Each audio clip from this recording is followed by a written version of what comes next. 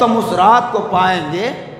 اس رات میں پیارے آقا صلی اللہ تعالیٰ علیہ وسلم نے جو جو مناظر دیکھے، اس میں سے ایک یہ بھی ہے کہ ملک الموت کا فرشتہ جب اللہ کے حکم سے اللہ کے بندوں کی جان نکالنے کے لیے آئے گا تو ہمارے نبی نے اس منظر کو بھی ملاحظہ کیا۔ یہ نہیں کہ معراج کی رات اس وقت جس وقت پیارے آقا صلی اللہ علیہ وسلم کو فرش سے عرش پر بلوایا گیا، عروج کی منزلیں طے کی گئی، اس وقت آپ کے سامنے کسی کو ملک الموت نے روح قبض نہیں کی، لیکن وہ منظر آپ نے دیکھا، اللہ نے بتلایا تو نبی نے کیا فرمایا معلوم؟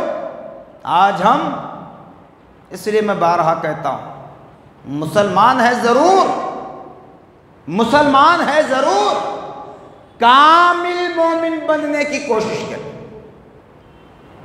پیارے آقا صلی اللہ علیہ وسلم نے جب اس منظر کو دیکھا تو اللہ کی بارگاہ میں التجا کی، مولا میری امت کو جب ملک الموت روح قبض کرنے کے لیے آئے تو الہ العالمین اتنی تکلیف نہ دینا، اتنی تکلیف نہ دینا۔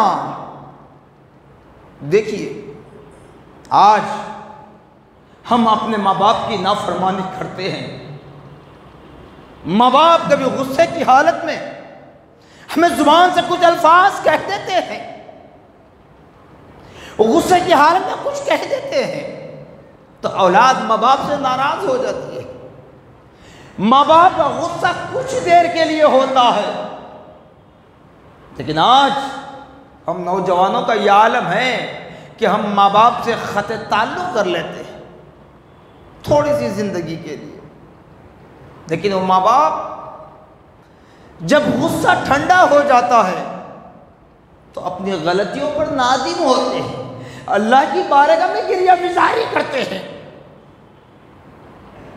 کہ نافرمانی کی وجہ سے ہم نے اپنی اولاد کے ساتھ یہ سلوک کیا تھا، یہ برتاؤ کیا تھا، مولا اسے معاف کر دے، اس کی غلطیوں کو ہم معاف کرتے ہیں، تو بھی معاف کر دے، اسے ناگہانی آفات و بلیات سے محفوظ رکھنا، اسے ناگہانی آفات و بلیات سے موت سے محفوظ رکھنا، اس کا خاتمہ بالخیر کرنا۔ یہ ماں باپ دعا کرتے ہیں، لیکن ہم نوجوان، بالخصوص میں نوجوانوں سے مخاطب، ہم کیا کرتے ہیں؟ اپنے ماں باپ کو غیر غلط باتیں کرتے ہیں، گالی گلوچ کرتے ہیں، نہ جانے اور کیا کیا کرتے ہیں۔ مگر دیکھیے پیارے آقا صلی اللہ علیہ وسلم ہم پر کتنے مہربان ہیں، اللہ پاک ہم پر کتنا مہربان ہے۔ ارے آقا فرما رہے مولا میری امت کے پاس جب ملک الموت آئے ایسی تکلیف نہ دینا، اتنی تکلیف نہ دینا۔ فرشتے کہیں گے یا رسول اللہ اگر آپ کی امت اللہ کی نافرمانی کر لے، اللہ کے رسول کی اطاعت گزاری نہ کرے تو پھر اس کے ساتھ کیا معاملہ کیا جائے گا؟ تکلیف نہ ہو تو پھر کیا ہوگی؟ اللہ جانتا ہے، نبی کے فرمان کو بھی جانتا ہے، فرشتوں کے کہنے کو بھی جانتا ہے۔ اس کے بعد اللہ فرماتا ہے لا یکلف اللہ نفسا الا وسعها۔ نبی کی بھی لاج رکھ لی اللہ نے، اور ساتھ ساتھ فرشتوں کی بات پر بھی جواب دیا اللہ نے کہ نبی اے میرے محبوب اگر آپ کی امت میرے اور میرے محبوب بندوں کی تعظیم کر لے جن پر میں نے اپنا انعام و اکرام نازل فرمایا ہے، یقیناً اس کے ساتھ سختی نہیں نرمی کی جائے گی۔ اور فرشتوں کو بتلایا اے فرشتوں یاد رکھنا، اے ملک الموت یاد رکھنا کہ میں اپنے بندوں کو اتنی ہی تکلیف دیتا ہوں جتنا کہ وہ برداشت کر سکتے ہیں، کیونکہ سوائے اللہ اس کے رسول کے ہمارے دلوں کا حال کوئی نہیں جان سکتا۔ تو خدا را ایسے ہی مواقع دنیا میں ہمیں ملتے ہیں۔ اب میرے نوجوان بھائی بھی سوچ رہے ہوں گے کہ ہم کو کیوں ٹارگٹ کیا جا رہا ہے، لیکن ساتھ ساتھ یاد رکھنا نوجوانوں کے ساتھ بزرگ بھی شامل ہو رہے ہیں اس میں، کہ اس لیے کہ ہم اپنے نوجوان بچوں کی، اپنے معصوم بچوں کی حفاظت کرنا، ان کی تربیت کرنا، یہ ہماری ذمہ داری کا ایک حصہ ہے۔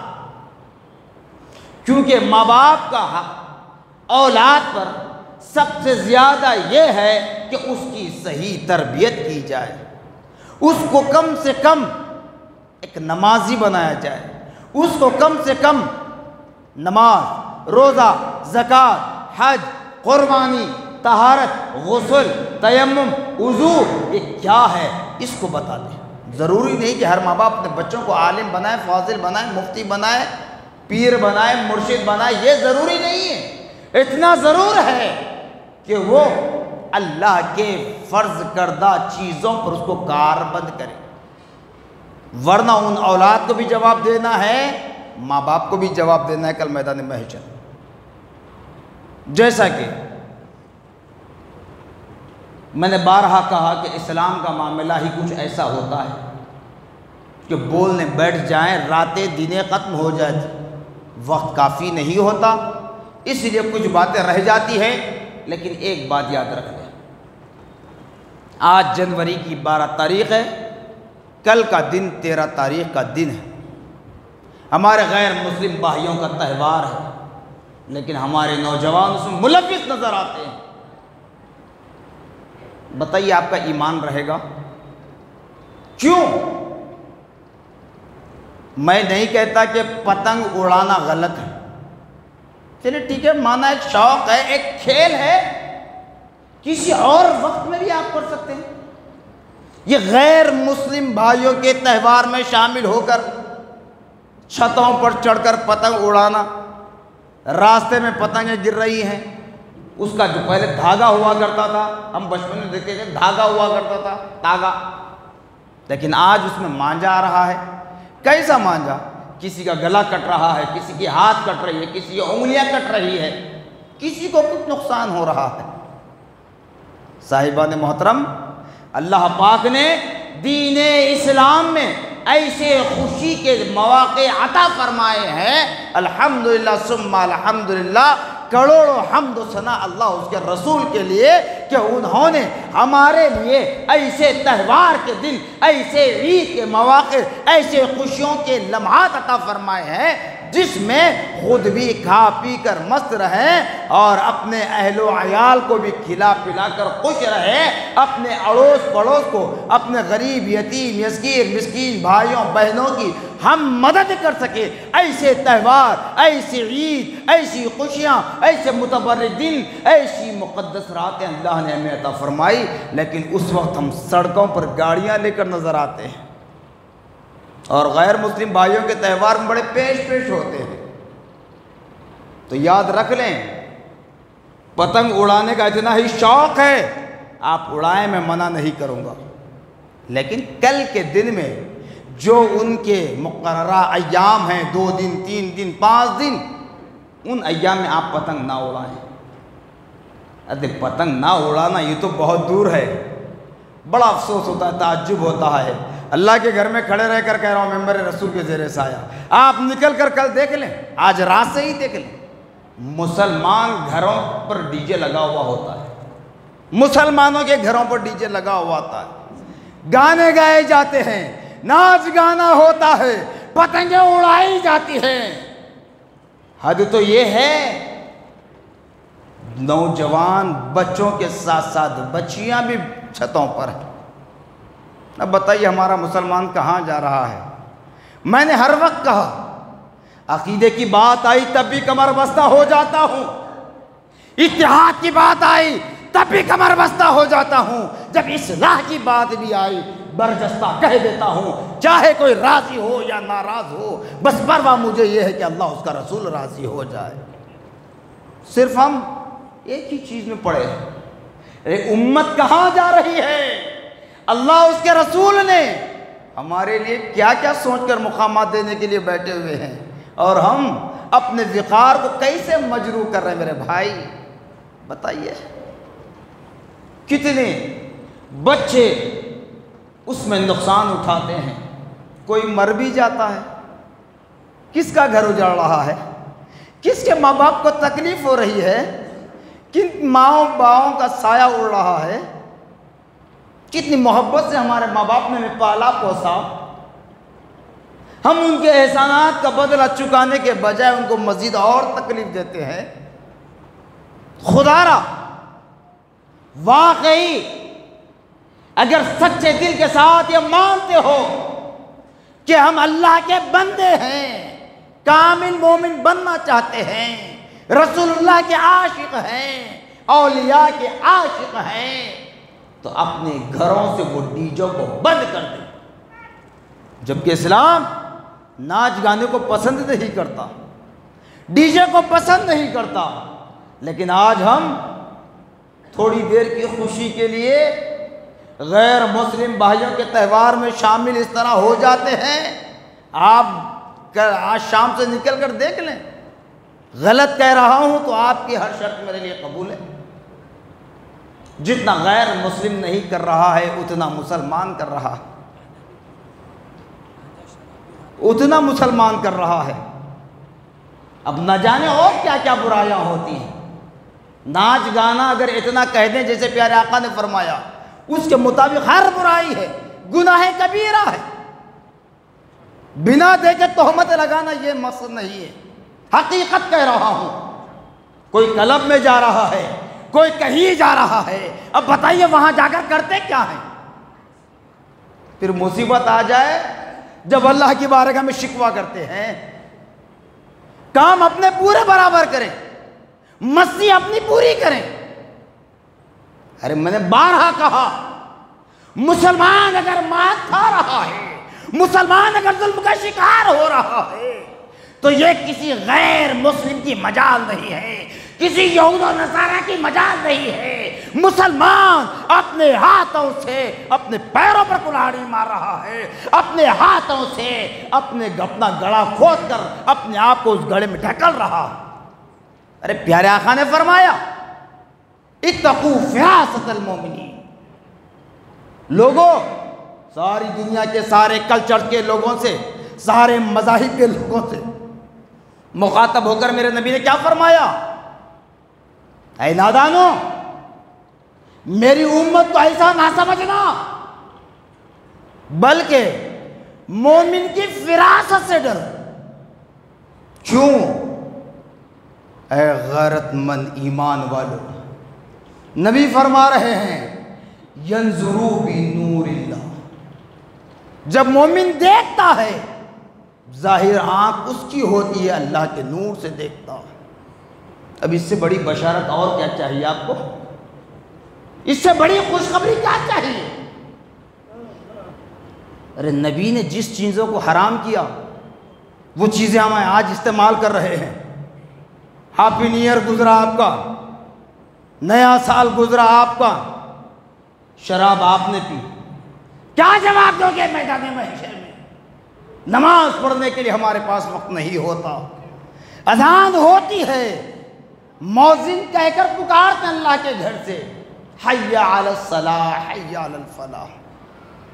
لوگوں آؤ نماز کی طرف، آؤ کامیابی کی طرف، لیکن ہم چلے اپنے کام میں۔ تب کل جو ہمارے غیر مسلم بھائیوں کا تہوار شروع ہو رہا ہے، تل سکرا جس کو کہتے ہیں، الفاظ کہنا نہیں چاہتا تھا لیکن بعض حضرات نہ سمجھے اس لیے کہہ رہا، اس میں آپ بالکل شامل نہ ہو۔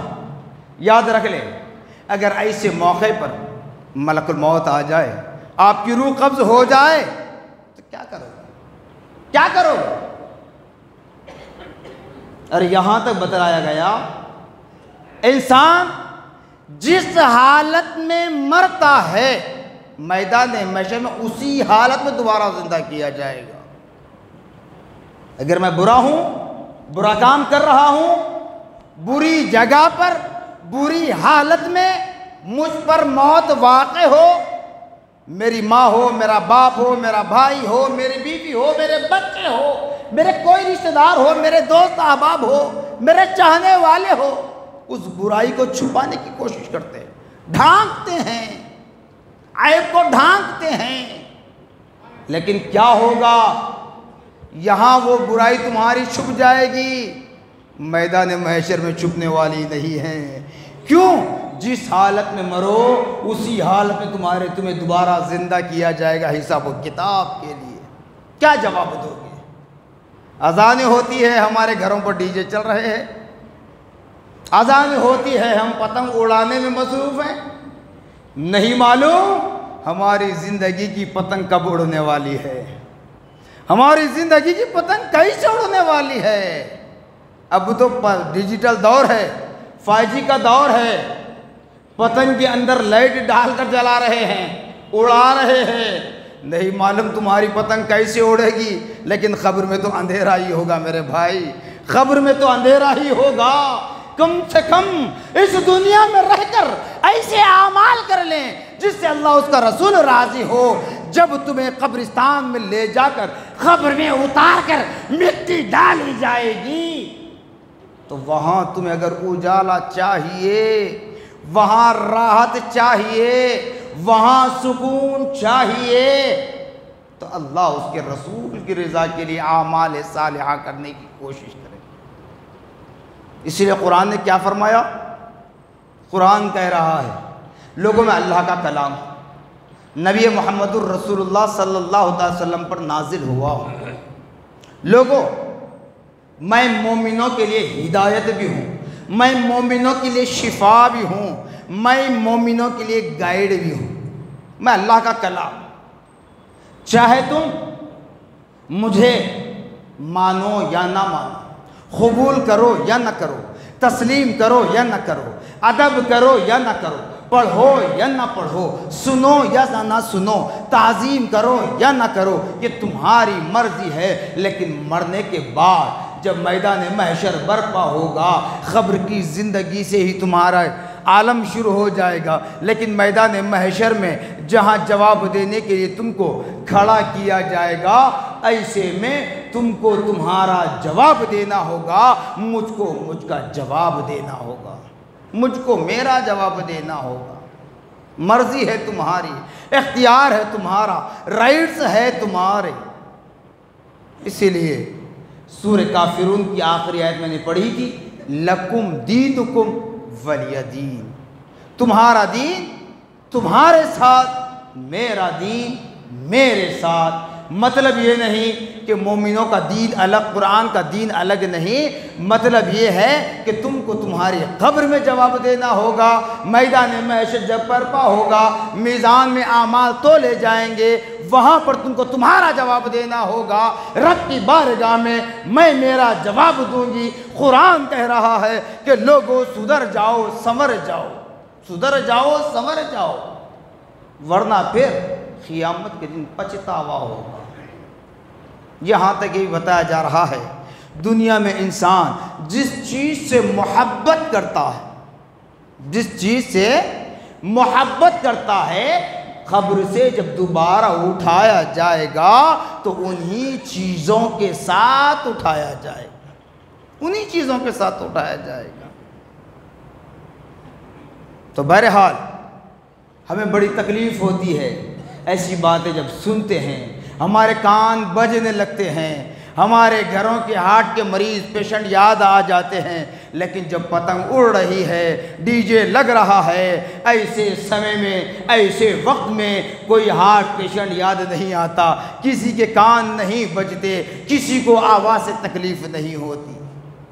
وہی مسجد سے اگر اذان کی آواز بلند ہو، وہی مساجد سے، درگاہوں سے، خانقاہوں سے، مدارس سے درود و سلام کی آواز بلند ہو، غیر نہیں، اپنے بھائی مسلمان کہتے ہیں ہمیں تکلیف ہو رہی ہے، ہماری نیندیں خراب ہو رہی ہے، آپ نکل کر محاصرہ کر لیں میرے بھائی، آج شام سے ہی محاصرہ کر لیں، رات کے 2 بجے تک ڈی جے چلتے ہیں، پتنگ اڑتی ہے ہوا میں، اندھیرے میں۔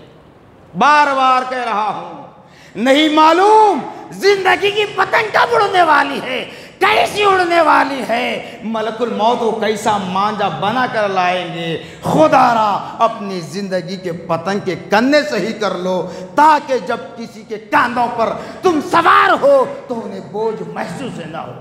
یہ باتیں بری دکھتی ہیں، میں بار بار کہتا ہوں، یہ باتیں تلخ انداز میں، سخت ترین الفاظ میں، سختی کے ساتھ اس لیے کہتا ہوں، ایک بھی سن کر عمل کر لے تو بیڑا پار ہو جائے گا، اور کل میدان محشر میں میں اپنے دامن کو اپنے گریبان کی حفاظت کر سکوں۔ ایسا نہ ہو کہ کوئی میرا نوجوان بھائی اٹھ کر کہہ دے کہ ہمارے پاس ایک عرصے دراز ایک مولانا آیا کرتے تھے، بڑی بڑی تقریریں تو کرتے تھے مولا، مگر ہم کو ایسی باتوں کی تلقین نہیں کی، ہماری زندگی کے ذمہ دار یہ مولانا ہیں۔ یہ نہ کہیں، اس لیے میں ہر بات کو کھول کر کہتا ہوں، چاہے کوئی خوش ہوں یا ناراض ہوں، پرواہ نہیں ہے، اللہ اس کا رسول راضی ہو جائے تو میری نجات کا ذریعہ ہے۔ اگر سدھر جائیں ہماری زندگیاں کامیاب ہو جائیں گی، کامران ہو جائے گی۔ بہرحال ہے ایمان والو، اپنے ایمان کی، عقیدے کی حفاظت کریں، اللہ اور رسول کی مطیع و فرما بردار بن جائیں، بر وقت 5 وقتہ نمازیں باجماعت ادا کرنے کی کوشش کریں، اور روزانہ کم سے کم ایک آیت صحیح قرآن پاک کی تلاوت کریں، اپنے گھروں میں، اپنے دکان میں، اپنے کارخانوں میں۔ بلکہ یہ بتا دوں، اگر کسی غیر مسلم کے پاس بھی آپ کام کر رہے ہیں، دل ہی دل میں قرآن پاک کی آیت کی تلاوت کر لیں، تاکہ تمہاری حفاظت ہو سکے، تمہاری نوکری میں برکت ہو سکے، وہاں جو برے کام ہوں گے اسے تم محفوظ ہو سکے۔ نماز کو اور قرآن کو اپنا ساتھی بنا لو۔ یہ سب دنیا کے ساتھی، دنیا کے رشتہ دار، دنیا کی دوستی، دنیا کا فرینڈ سرکل، فرینڈ شپ، یہ صرف کب تک؟ جب تک تمہارے جیب میں پیسہ ہے، تمہارے پاس بینک بیلنس ہے، تمہارے پاس ڈیبٹ کارڈ ہے۔ اس کے بعد دوسری صورت، جب تک تمہارے اندر طاقت ہے، تمہارا پاور ہے۔ تیسری چیز، اس وقت تک جب تک آپ صحت مند ہیں۔ بیمار پڑ جائیں تو تمہارے پاس کوئی نہیں آتا، پہلوان جا کر کمزور پڑ جائیں گے تو تمہارا ساتھ کوئی نہیں دیتا، جب تمہارا جیب، تمہارا کارڈ، تمہارا بینک خالی ہو جائے تمہارا ساتھ نہیں دیتا۔ لیکن ہر حال میں ماں کے کوکھ میں تھے تب بھی رزق خدا نے ہم کو دیا ہے۔ بچپن کا عالم تھا، اس نے ہمیں سنبھالا، نوجوانی کی عمر میں اس نے ہمیں سنبھالا، طاقت کے اعتبار سے اس نے ہماری حفاظت کی، صحت مندی میں اس نے ہمارا سہارا بنا، بیماری میں ہمیں شفا دی۔ ہر وقت، ہر لمحہ قبر میں بھی جاؤ گے تو خدا اس کے رسول کا سایہ ہے، میدان محشر میں بھی آؤ گے خدا اس کے رسول کا سایہ ہے۔ تو اے ایمان والو، خدا اور رسول کے مطیع و فرما بردار بن جاؤ، خدا اس کے رسول سے سچی محبت کرو، تاکہ تمہارے ساتھ ہمیشہ ہمیشہ جو سہارا رہنے والا ہے، تمہارا خالق و مالک ہے، اس کی اطاعت گزاری کرو، اور جس کوکھ سے تم نے جنم لیا ہے، جس نطفے سے تم نے جنم لیا ہے، اپنے ماں باپ کی تعظیم کیا کرو، اپنے ماں باپ کی تعظیم کیا کرو، ساتھ ہی ساتھ اپنی شریک حیات، اپنی بیوی کا بھی خیال رکھا کرو، اپنے اولاد کے حقوق ادا کرو، جتنا ہو سکے اسلامی تعلیمات پر چلنے کی کوشش کیا کرو۔ ایسے غیر غلط رسم و رواج میں، ایسے غیر مسلم بھائیوں کے تہوار میں شامل ہو کر کسی کو موقع نہ دیں، کیونکہ ہم اپنے ہاتھوں سے اپنا گڑھا کھود رہے ہیں۔ خدا را اے ایمان والو، اپنے ایمان کی، اپنے عقیدے کی حفاظت کریں، بد عملیوں سے، بد فعلیوں سے، بدکاریوں سے، شراب خوری سے، زنا کاری سے، جوا کاری سے، خطر و غارت گیری سے، دھوکہ دہی سے، چغلی سے، غیبت سے، بلکہ تمام چھوٹی بڑی گناہ صغیرہ، گناہ کبیرہ کی تمام برائیوں سے باز رہنے کی کوشش کریں، اپنے رب کو، اپنے نبی کو راضی کرنے کی کوشش کریں۔ جزاکم اللہ خیرا جزا، وآخر دعوانا الحمدللہ۔